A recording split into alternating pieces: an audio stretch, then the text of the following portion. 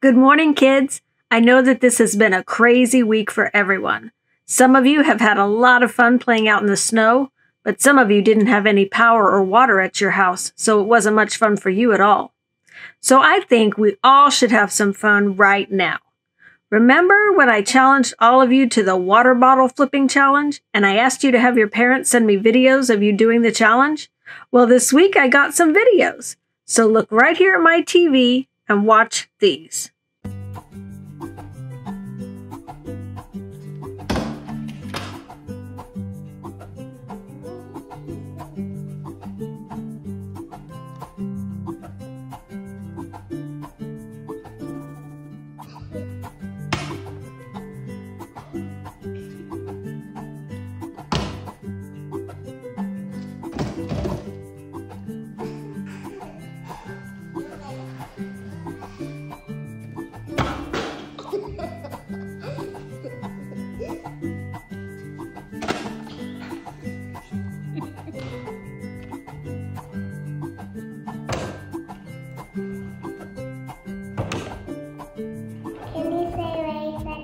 Ready, set, go.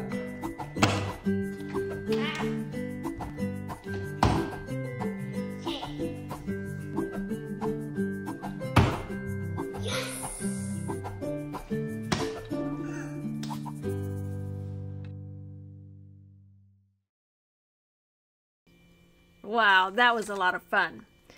Now today, we're looking at something Jesus said that helped people think about kindness in a whole new way. We all know that we should be kind. We know that kindness is a way that we can show people that they're valuable. But if we're honest, sometimes we only feel like being as kind as we have to be. For example, when you get in an argument with your brother or sister and your mom tells you to apologize, what do you say? I'm sorry. Or how about this one? What if you have to do a project at school with someone who's always trying to annoy you? You probably act just nice enough to get the project done, but nothing more. But what about when you're hanging out with friends and laughing, and you can see that there's a girl who seems like maybe she wants to join you? It's a lot easier to just pretend you didn't notice her. But it takes some extra kindness to go out of your way to welcome her in. How far should we go? Do we just show as much kindness as we have to? Or could we do more?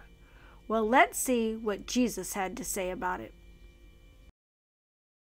The Bible. It's 66 books of history, stories, letters, and poetry that fit together to form God's one big story. The epic adventure of how He created us and loves us so much that He made a way to rescue us. As we travel through the Bible, from Genesis to Revelation, we discover people who met God and found their lives changed forever. Now, for an amazing story. Inspired by the book of Matthew, chapter 5, verse 41. Jesus was rocking the world. Everywhere he traveled, he told about the good news of God's kingdom. He called people to turn away from the wrong things they had done, and he healed sick people. Great crowds began to follow Jesus. So one day, he went up on a mountainside and sat down to share with them how God wants us to live. Blessed are those who are humble. They will be given the earth. God created us. He knows that we were designed to find joy and be at peace when we follow His ways, when we see and treat others the way God does.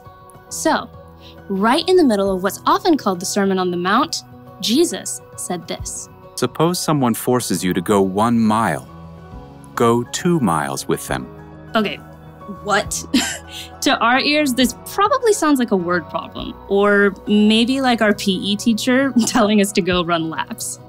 But the people listening to Jesus knew exactly what he meant. They all lived under the rule of the Caesar in Rome. The Romans had conquered many, many territories. Judea had become a little backwater province of the Roman Empire. And Roman soldiers were sent to keep order.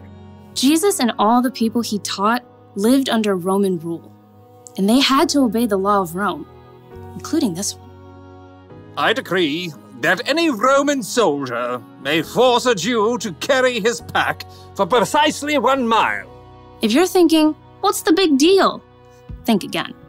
Being a Roman soldier was not for wimps.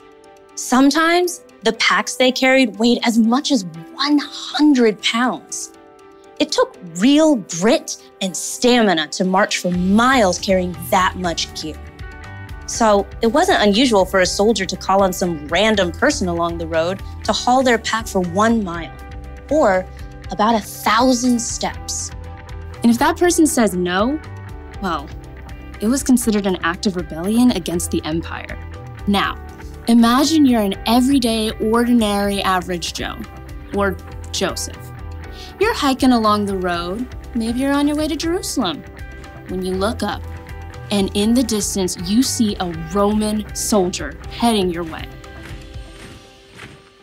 I don't know about you, but I think I'd turn right around and head back the other way.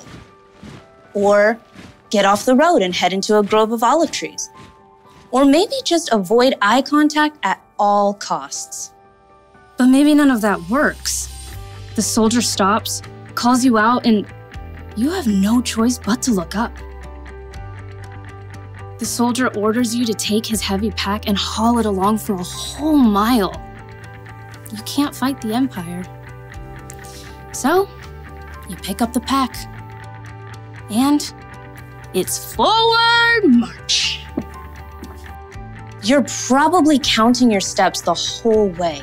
58, 59, just waiting until you can drop that pack. 681, 682, holding out until you can get away from this soldier that sees you as scum. 998, 999, 1,000. That's it. You're free. Roman law says that soldier can't make you go more than 1 mile. So you can toss that pack like it's hot and run on home. Except, Jesus says something else. Suppose someone forces you to go 1 mile. Go 2 miles with them. You had to carry that pack the first mile. You didn't have a choice. But now you get to choose. And if you choose to take that pack another mile, it says a lot. It says, I matter. I'm valuable just like you, and I can make my own choices. But it also says you matter. This is a really heavy load you have to carry. And I'm gonna help you not because I have to, but because I choose to.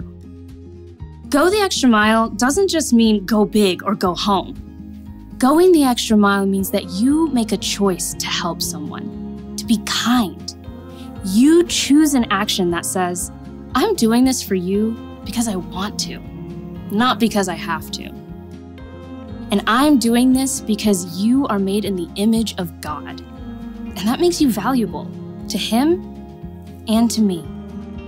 So, you may not live in an empire, but you can still go the extra mile.